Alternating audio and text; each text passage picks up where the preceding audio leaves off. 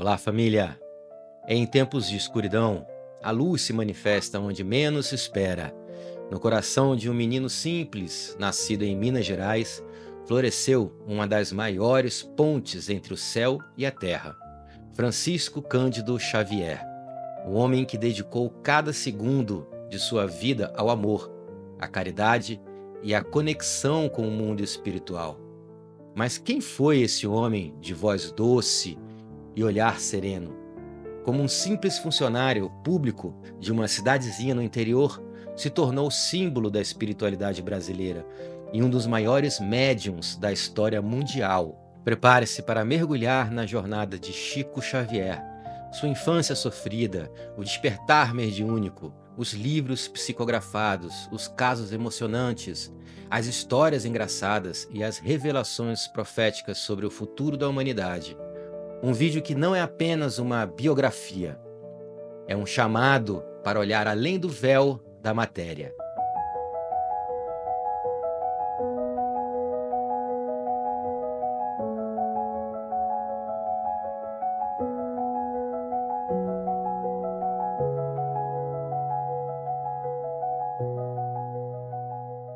Francisco Cândido Xavier nasceu em 2 de abril de 1910, família, em Pedro Leopoldo, Minas Gerais.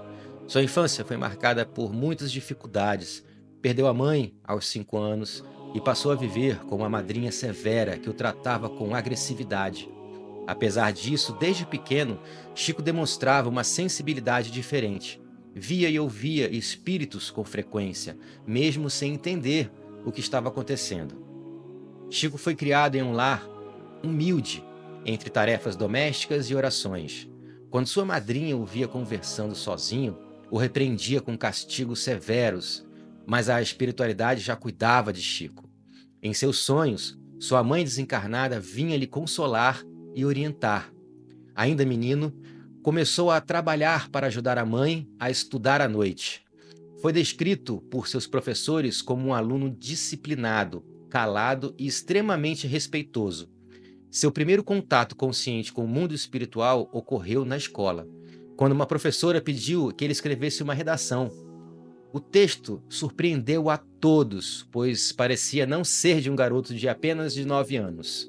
Aos poucos, Chico percebeu que havia algo além em sua missão na Terra. E aos 17 anos, Chico passou a frequentar o Centro Espírita Luiz Gonzaga, em Pedro Leopoldo, onde começou a desenvolver sua mediunidade com mais clareza.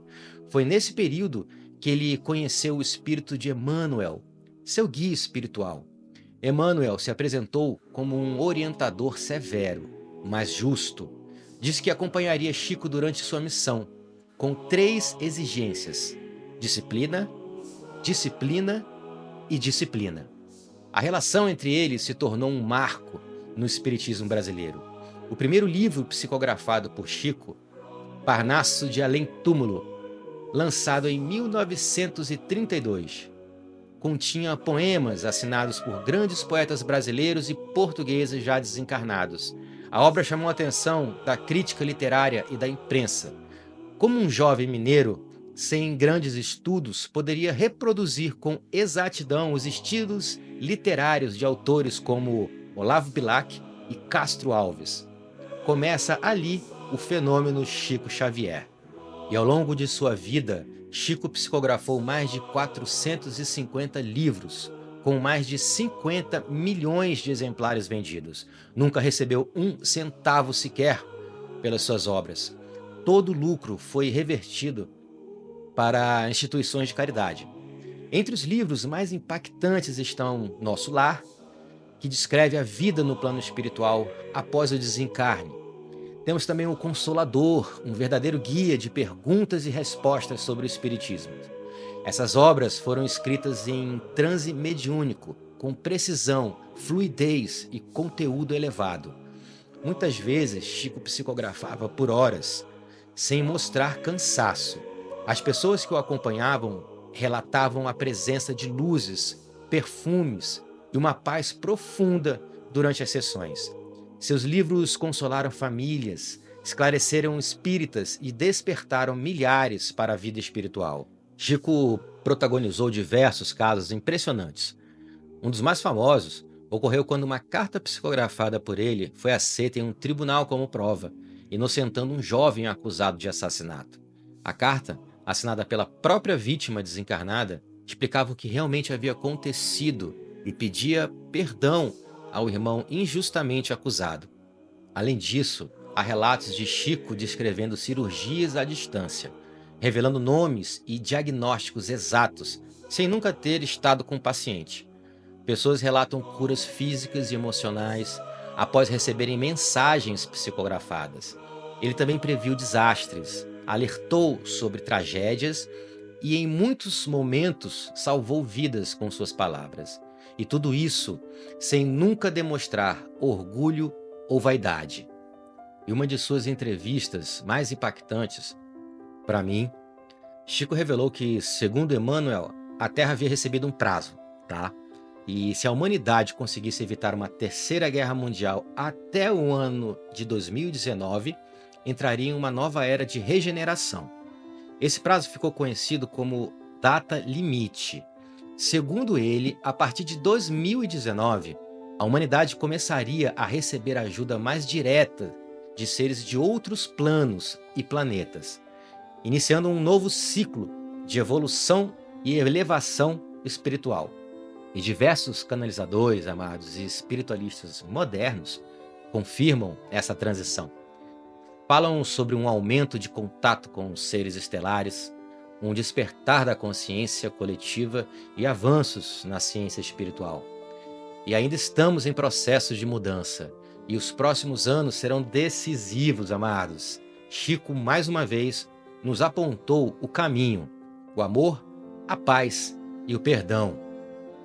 E família, a nossa visão sobre a data limite de Chico, o que nos chegou de nossos mentores e familiares estelares, é que houve uma reunião onde Chico e seu mentor Emmanuel participaram junto com a Federação e a Confederação Galáctica. E nessa reunião que foi decidido essa data de limite de 2019, onde, se não houvesse uma guerra nuclear, a partir desse ano, a Federação e os seres galácticos mais elevados iriam vir para nos auxiliar em nossa evolução e de planeta Terra. Entendam, amados, o que nos chega é que essa data limite não tem nada a ver com a ascensão planetária. A ascensão planetária é uma coisa. A data limite de Chico, que ele falou, que foi decidido nessa reunião, é uma outra coisa. Chico Xavier desencarnou em 30 de junho de 2002, aos 92 anos, em Uberaba. Curiosamente, família, foi o mesmo dia em que o Brasil conquistava o pentacampeonato mundial de futebol. Mas isso todo mundo sabe, não é verdade? Chico dizia que gostaria de partir em um dia de alegria nacional, para que sua partida não causasse tristeza. E assim foi. Seu velório durou mais de 24 horas e foi acompanhado por milhares de pessoas de todo o Brasil. Seu corpo foi enterrado em Uberaba, cidade onde viveu seus últimos anos e onde fundou o Grupo Espírita da Prece. Mesmo após sua desencarnação, Chico continua vivo nos corações de milhões. Suas obras seguem sendo lidas, suas mensagens compartilhadas e sua presença sentida nas preces e nos centros por todo o país. Chico Xavier foi mais do que um médium. Foi um portal de amor, um espelho do Cristo entre nós.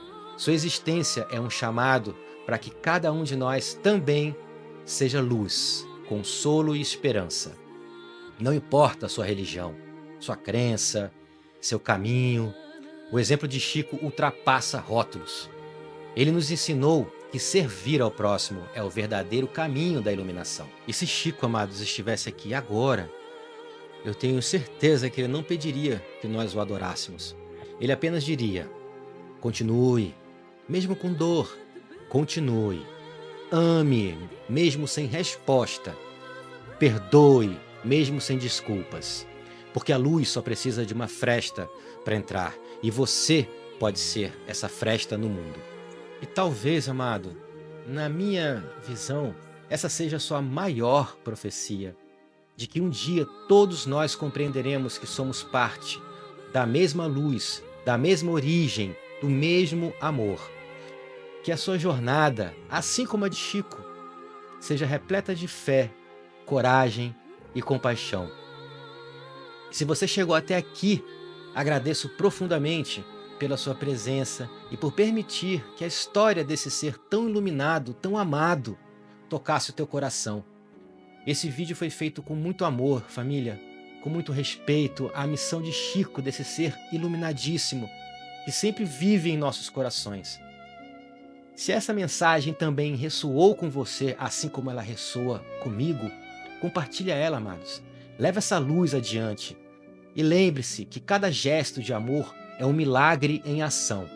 Que a paz, a sabedoria e o amparo dos espíritos de luz e de sua família galáctica estejam com você, sempre.